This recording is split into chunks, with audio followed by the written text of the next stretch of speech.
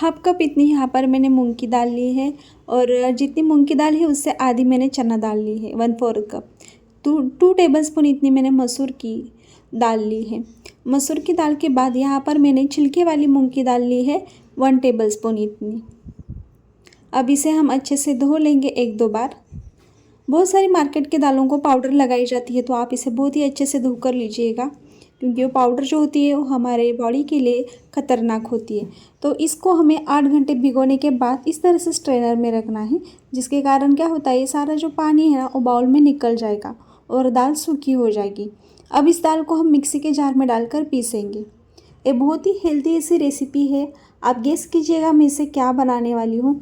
आप इसे कोई भी नाम दे दीजिएगा।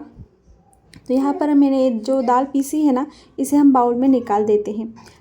यहाँ पर मैंने हाफ कप इतनी अंकुरित मटकी ली है, जो बहुत ही हेल्दी होती है। स्प्राउट को हमेशा भूनकर या फिर पकाकर ही खाइएगा। तो मटकी को भी मैंने उसी पेस्ट में डाल दिया है। अगर आपको वेट कम करना है, पेट कम करना है या फिर आपको हेल्दी रहना है, तो आप इस रेसिपी को ज़रूर ट्राई कीजिएगा। हफ्ते में 2 से 3 बार इसे ज़रूर खाइएगा। 7 से 8 इतनी हरी मिर्च ली है, मैंने चॉपर में डाली है। अगर आपके पास हैंडमेड चॉपर है तो आप उसमें डाल सकते या फिर पेस्ट कीजिए। 5 से 6 यहाँ पर मैंने गोभी पत्ते के पत्ते लिए थे। अब यहाँ पर हमें 2 गाजर लेने हैं, तो गाजर के भी मैंने इस तरह से टुकड़े कर दिए हैं। चॉपर में बहुत ही अच्छे से बारीक बारीक ये चॉप हो जाता है। आपके पास चॉपर नहीं है ना, तो आप ग्रेटर से ग्रेट भी कर सकते हो। हैंड चॉपर से भी ना ये इलेक्ट्रिक चॉपर हमारा बहुत ही काम आसान करता है। बहुत ही कम मेहनत में आसानी से खाना बन जाता है। तो यहाँ पर देखिएगा ये अच्छे से चॉप हो चुका है। अब इसे हम निकाल कर उसी बाउल में डालेंगे। मैंने हरी मिर्च ही डाली थी, आप चाहो तो आप इसमें लहसुन और अदरक का टुकड़ा भी डाल सकते हो। अब इसे हमें अच्छे से मिक्स करना है। तो यहाँ पर हम स्वादानुसार इसमें नमक डालेंगे। तो करीब आपको हाफ टीस्पून के आसपास इतना इसमें नमक डालना है। जो सारी सामग्री हमने ली थी ना, आप वो सामग्री किसी भी कटोरी से मेजर करके लीजिएगा।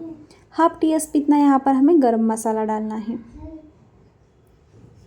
अगर आप कम तीखा खाना चाहते हो तो आप हरी मिर्च और गरम मसाले की क्वांटिटी कम भी कर सकते हो। दालों में प्रोटीन ज़्यादा होता है, जिससे आपके बॉडी में अनहेल्दी फैट्स नहीं बढ़ते और आप हेल्दी रहते हैं।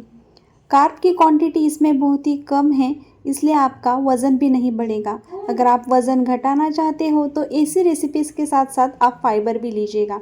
तो यहाँ पर देखिएगा मैंने हाथ पर ही गोला करके डायरेक्टली पैन पर इसे स्प्रेड किया है इस तरह से, या फिर आप बटर पेपर पर भी इसे स्प्रेड करके तवे पर डाल सकते हो। आप चाहो तो इसे बड़े साइज़ में भी बना सकते हो, लेकिन बड़े साइज़ से ज़्यादा अच्छे लगते हैं छोटे साइज़ में खाना।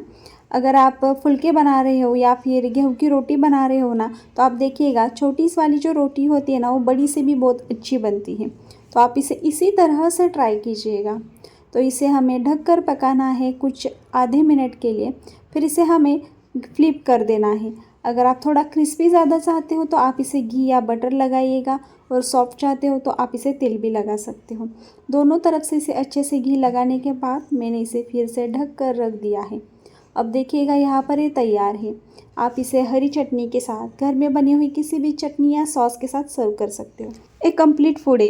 1 पॉट मील में आप इस रेसिपी को ऐड कर सकते हो। इसके साथ अगर आप रायता खाएंगे तो परफेक्ट कॉम्बिनेशन है, क्योंकि रायते में आता है फाइबर और प्रोटीन की मात्रा अगर खाने में ज़्यादा हो तो हमारा वेट लॉस बहुत ही आसानी से होता है। तो यहाँ पर देखिएगा मेरे एक टेस्टी ऐसे मिनी थाली पीट्स बन के तैयार है। अब इसे हम गार्निश करते हैं।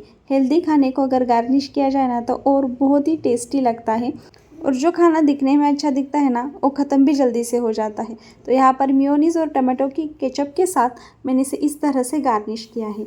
ये रेसिपी हेल्दी भी है, वेट लॉस में भी आप इसे ट्राई कर सकते हो। तो इस रेसिपी को ज़रूर ट्राई कीजिएगा, और इसे बनाने के बाद मुझे कमेंट करके ज़रूर बताइएगा कि आपको ये रेसिपी कैसी लगी। तो यहाँ पर अब मैं इसे टेस्ट करके देखती हूँ।